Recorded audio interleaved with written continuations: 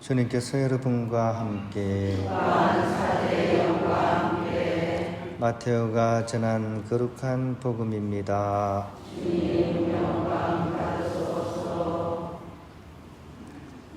그때 예수님께서 티로와 시돈 지방으로 물러가셨다. 그런데 그 고장에서 어떤 가나안 부인이 나와 다윗의 자손이신 주님, 저에게 자비를 베풀어 주십시오. 제 딸이 헛되게 마귀가 들렸습니다 하고 소리 질렀다. 예수님께서는 한마디도 대답하지 않으셨다. 제자들이 다가와 말하였다. 저 여자를 돌려보내십시오. 우리 뒤에서 소리 지르고 있습니다. 그제야 예수님께서 나는 오직 이스라엘 집안의 길 잃은 양들에게 파견되었을 뿐이다 하고 대답하셨다. 그러나 그 여자는 예수님께와 엎드려 절하며 주님, 저를 도와주십시오 하고 청하였다. 예수님께서는 자녀들의 빵을 집어 강아지들에게 던져주는 것은 좋지 않다 하고 말씀하셨다. 그러자 그 여자가 주님, 그렇습니다. 그러나 강아지들도 주인의 상에서 떨어지는 부스러기는 먹습니다 하고 말하였다. 그때 예수님께서는 그 여자에게 말씀하셨다. 아, 여인아, 내 믿음이 참으로 크구나. 내가 바라는 대로 될 것이다. 바로 그 시간에 그 여자의 딸이 나았다. 주님의 말씀입니다.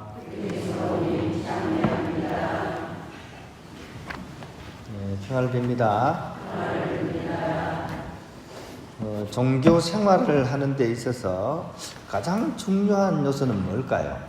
신앙생활, 종교생활을 하는 데 있어서 아마 그것은 체험이라고 생각합니다.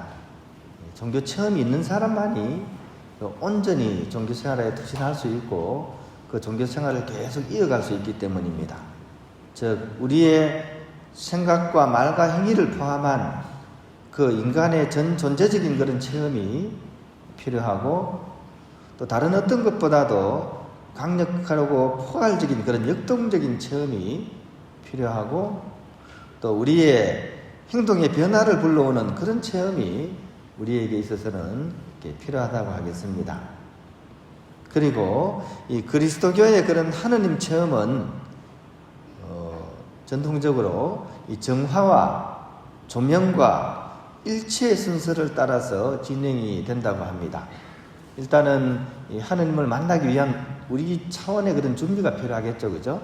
어떤 회개와 보석을 통해서 우리 자신을 정화시키고 그런 우리에게 하느님의 은총이 이렇게 다가오면서 우리가 이렇게 조명을 받게 됩니다.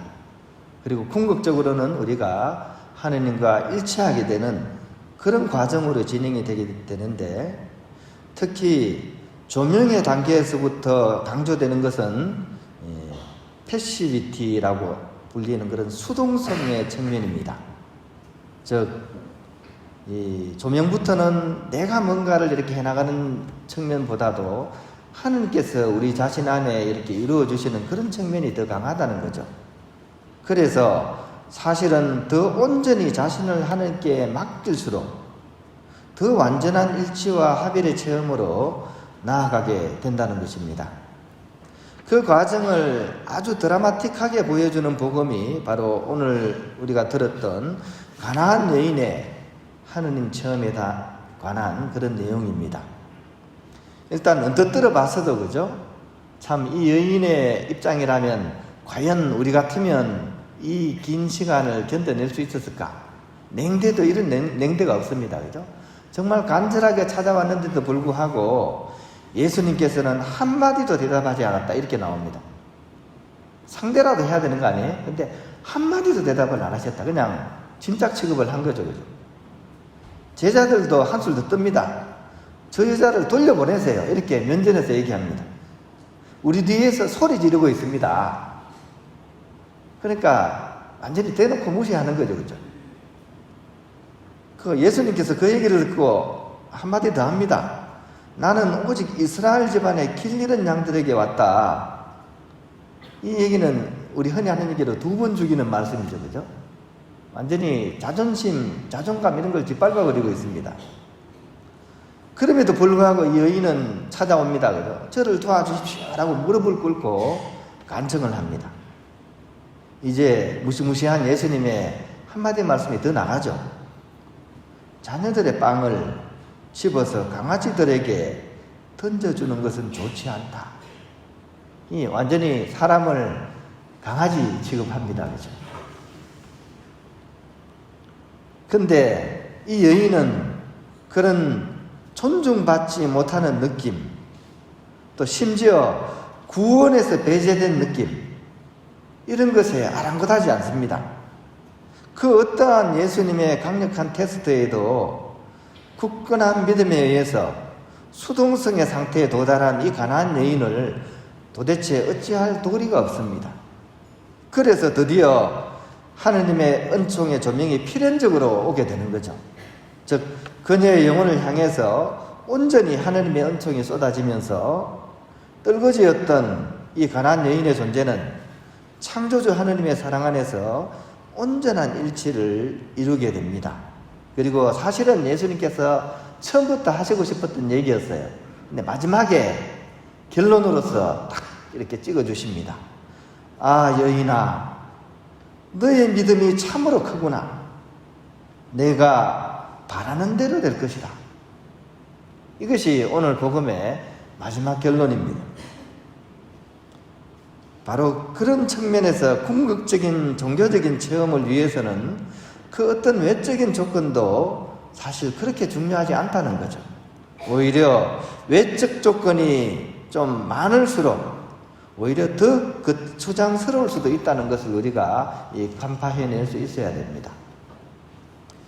오늘 가난한 여인을 수석 사도였던 사도 베드로와 이렇게 비교를 해보면 더 여실하게 그 부분이 드러나고 있습니다. 베드로 사도는 수석 사도였죠. 그렇죠? 사도들 중에서도 제일 뛰어난 사도로 인정받았던 분입니다. 예수님의 최고 측근이었습니다. 그리고 남성이었죠. 이 시대 때는 남성인 게 굉장히 중요해요. 남자만이 사람 취급을 받았죠.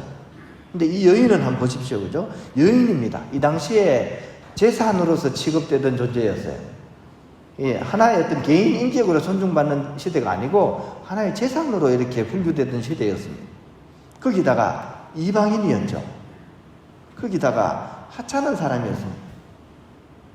한마디로 이 구약 성경을 따지면 다윗과 골리앗의 싸움입니다. 그죠? 그런데 복음은 이 가난한 여인의 손을 더 들어줍니다. 가난한 여인의 승리로서 갈무리가 됩니다. 그 이유를 우리가 오늘 잘 읽어내었으면 좋겠습니다. 그 이유는 첫째, 믿음의 자세에 대한 부분입니다. 일단 사도 베드로는 자신의 입으로 얘기하진 않았지만 심정적으로 이 자부심이 있었습니다. 나는 사도야. 그리고 저분이 나를 좀 찍었어. 이런 입장에서 어떻게 보면 당당한 모습으로서 이 자리에 서 있었다면 오히려 이 가난한 여인은 저는 죄인입니다 하는 입장에서 접근을 합니다. 즉 가난한 여인은 내세울 게 없는 자신의 어떤 존재성에 대해서 공감을 했고 바로 그렇기 때문에 겸손과 순명의 자세로서 하느님의 은총에 오로지 자신을 던집니다. 이 부분이 굉장히 중요한 포인트입니다. 현실의 세계에서는 외적인 조건이 중요하죠. 힘이 세거나 또 뭔가 능력이 있거나 능동성이 더 유리합니다. 하지만 궁극의 세계, 진리의 세계에서는 오히려 힘을 빼는 것이 중요하고 또 수동성이 더 유리합니다. 물속의 세계하고 비슷합니다. 그죠? 물속의 세계, 물에 들어갔을 때, 그죠? 힘센 사람이 살아남을까요? 힘없는 사람이 살아남을까요? 물에서는 힘센 사람일수록 퍼덕퍼덕 대다가 물 마시고 죽습니다. 오히려 물에다가 자기 자신을 다 맡기는 사람, 몸을 축 늘어뜨리고 물에다가 자신을 던져 놓는 사람, 이런 사람이 물에 뜹니다. 그래서 살아남죠. 그죠? 바로 신앙의 세계는 그런 측면이 존재합니다. 내가 뭔가를 이루려고 하는 사람일수록 점점 꼬여듭니다. 하지만 자신을 내려놓고 하느님의 은총에 모든 것을 맡기는 사람, 이런 사람만이 결국 은총의 바다에 몸을 띄우게 되는 거죠. 두 번째로는 예수님을 바라보는 눈매입니다. 그토록 오랫동안 예수님을 모시고 살았던 제자들, 그 제자들 중에서도 제자였던 사도 베드로 며칠 전에 뭐라 그랬습니까? 일단은 물 위를 걸어오시는 예수님 보고 다른 제자들하고 한 소리 했죠. 큰 소리로. 유령이다 그랬습니다. 유령이다. 그토록 가까이 모셨던 예수님을 믿음의 눈으로 볼 수가 없었던 것입니다. 거기에 비해서 가나안 여인은 대면조차 하지 않았죠. 예수님을 만난 적이 없습니다. 다만 풍문으로, 소문으로 들었을 뿐이에요. 그럼에도 불구하고 이 가나안 여인의 믿음은 그 어느 제자보다도 뜨겁습니다. 바로 예수님을 보자마자 한 말씀 하시죠. 다윗의 자손이시여 저에게 자비를 베풀어 주십시오. 풍문으로 들었던 사람이 이런 신앙 고백을 합니다. 그죠? 이런 온전한 믿음을 갖고 살아야지 명품 신앙이 될 수가 있습니다. 우리 또한 복음 속의 이 가나안 여인처럼 아무리 매달려도 하나님께 외면당하고 인정받지 못하는 것처럼 느껴지는 그런 순간순간들 일상에서 늘 우리가 만나게 됩니다. 그럴 때 당장 이 순간만 바라보면서 좌절하거나 하느님을 원망하지 말아야 되겠습니다. 오히려 끊임없는 기도와 그럼에도 불구하고 예수님을 붙드는 이 가나안 여인의 믿음처럼 바로 그렇게 믿음의 마음으로서 하느님을 향하게 될 때 그때 우리에게 가장 필요한 은총을 주님께서 반드시 가져다 줄 것이라는 믿음, 이런 것을 가나안 여인을 통해서 우리가 배웠으면 좋겠습니다. 그런 믿음으로써 암울한 우리의 시대에 또 이 시대 상황 하에서 고통받는 하느님 백성을 위해서 기도하는 그런 우리가 되었으면 좋겠습니다. 저는 오늘 복음을 묵상하면서 더 긴 얘기는 하고 싶지 않습니다. 뉴스를 보고가 쉽지 않아요. 왜냐하면 지금 우리나라가 나아가는 방향이 너무나 암울한 방향이기 때문에.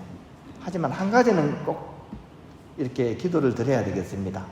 오늘 이 가나안 여인이 딸을 살리고자 했던 그런 마음으로서 우리 또한 지금 이 시대를 외면하지 말고 이 시대를 위해서 기도하는 그런 우리가 되었으면 좋겠습니다. 다만 나의 어떤 욕망이나 나의 능동성 차원이 아니라 오로지 하느님께 모든 것을 맡기고 그런 가운데서 온전히 기도하는 자세로서 우리 시대를 위해서 기도하는 그런 우리가 되었으면 좋겠습니다.